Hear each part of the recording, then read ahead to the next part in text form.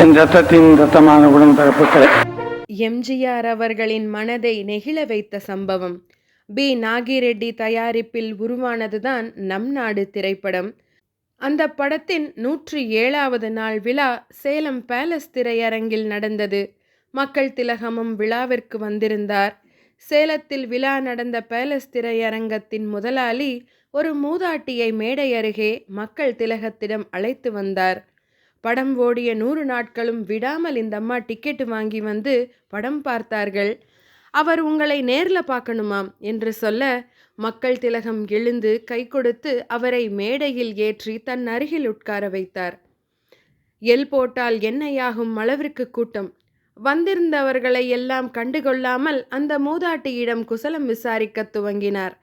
விதவையாகி 30 வருஷமாச்சு, பிள்ளைங்க இருந்தும் இல்லை, கீரை விற்று வயத்தை கழுவுறேன். அந்த கூடையை சுமந்தால் ஒரு நாளைக்கு 3 ரூபாய் கிடைக்கும். அதிலே 1 ரூபாய் உங்கள் படம் பார்க்க செலவழிச்சேன் என்றார். எதுக்குமா 100 தடவை பார்க்கணும் என்று மக்கள் திலகம் வினவ, உன் பால்முகத்தை எத்தனை தடவை பார்த்தாலும் ஆவல் அடங்காதுப்பா.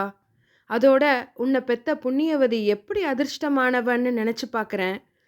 அது மட்டும் இல்லை, எங்கள் சேரியில் ஆணும் பெண்ணும் வேதனை நெங்கிறதா சொல்லி கண்டபடி ஆடுவாங்க. எனக்கு அந்த பழக்கமெல்லாம் இல்லை. என் வேதனை மறக்க நான் படம் பார்க்குறேன்ப்பா என்றார். அம்மா, என்னை பார்க்க நீங்கள் 100 நாட்களுக்கு 100 ரூபாய் செலவழிச்சிங்க இல்லையா? நான் அதுக்கு 1000 ரூபாய் தரேன், வாங்கிக்குங்க என்றார் மக்கள் திலகம். எப்பா, உனக்கு அம்மான்னா உசுராமே. தாய் தன் பிள்ளைய பார்க்க கூலி வாங்கணுமா என்ன? வச்சுக்கோ, ஆண்டவன் கொடுக்கறது போதும் என்றார் அந்த மூதாட்டி. சுருக்கம் மிகுந்த அந்த கையை மக்கள் திலகம் முத்தமிட்ட பொழுது அரங்கமே அதிர்ந்தது. அந்த மூதாட்டிக்கு பட்டுப்புடவையும் கணிசமான தொகையும் அன்பளிப்பாக வழங்கினார் பொன்மன செம்மல். அவர்தாயா எங்களின் எவர்கிரீன் ஹீரோ.